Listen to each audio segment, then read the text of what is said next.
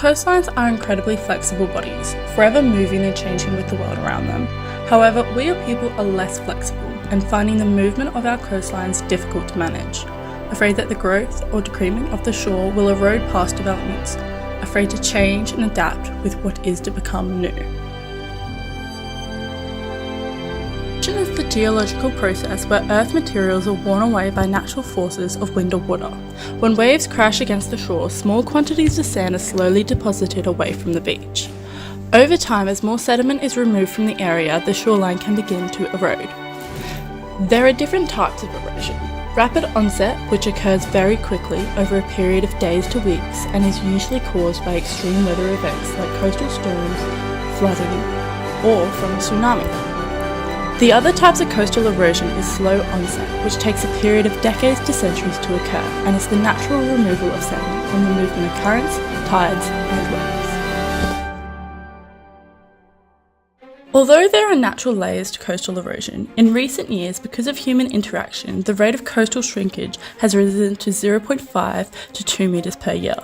Dependent on the coastline of an area, some places in the world can feel a different extent of the effects of coastal erosion. Located directly north of Fremantle Port is Port Beach, which is among the top erosion hotspots in Australia over the past 5 years. There is an average loss of 15,000 cubic metres of sediment per year, and with a more storm-active season, this loss can rise to almost 40,000 cubic metres. Coastal erosion causes the land to surrender to the water, forcing coastal living places to be displaced inward and reducing human living space. Port Beach is specifically challenged with the loss of infrastructure and land, reduction of property values, and biodiversity in the area. What is the biggest misconception about coastal erosion? Yeah, so I think the biggest misconception would be that it can be prevented or stopped. I think coastal erosion is more a thing that needs to be managed and dealt with, and with ongoing monitoring and adaptation measures over time, and sort of long-term planning to deal with any new developments or deal with any infrastructure or assets that are at risk. It's depending on the location, erosion is really complex. You've got seasonal erosion occurring at different locations, and so erosion at one location in winter can actually feed beaches in another area, and then you get the reversal in summer. So depending on location and time of year, you've got different assets that are at risk.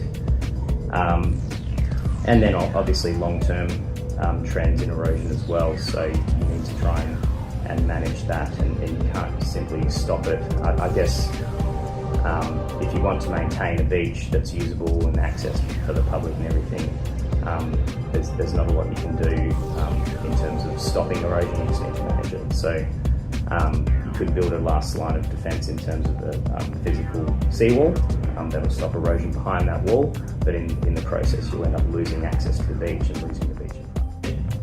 The preferred strategy is really dependent on the location, the coastal risks at that location, and the assets at risk, and plans for long-term development. So it's a hard one to answer. And those coastal risks can be are very different for an open coastline with wave impacts and erosion compared with low-lying areas which will be inundated from high water levels. So it's very dependent on that. For the city of Wanneroo, I guess in sort of built-up, developed areas where there's coastal erosion issues on an open coast with assets and infrastructure at risk, I guess our preferred strategy would be to protect, and protect in a way that we still are able to maintain a usable beach and beach amenity for the public. So one example that we've done recently at Quinns is installing groin structures that act to retain additional sand within the beach compartments created by the groins, and build a wider and usable beach, and in doing that beach provides the protection to the adjacent assets. So trying to get a balance between protection and still maintaining that beach amenity.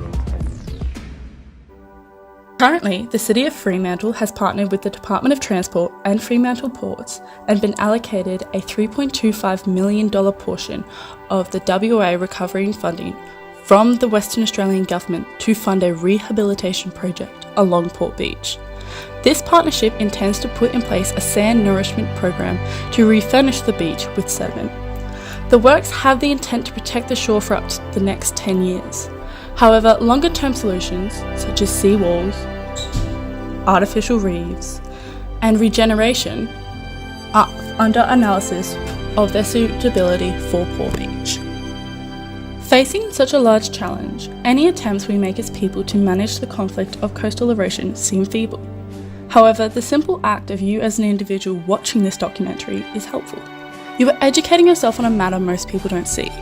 The absence of awareness of environmental challenges amongst the public is one of the greatest struggles climate activists face. We don't just need investors or coastal engineers or environmentalists. We also need voices, even small ones, like yours.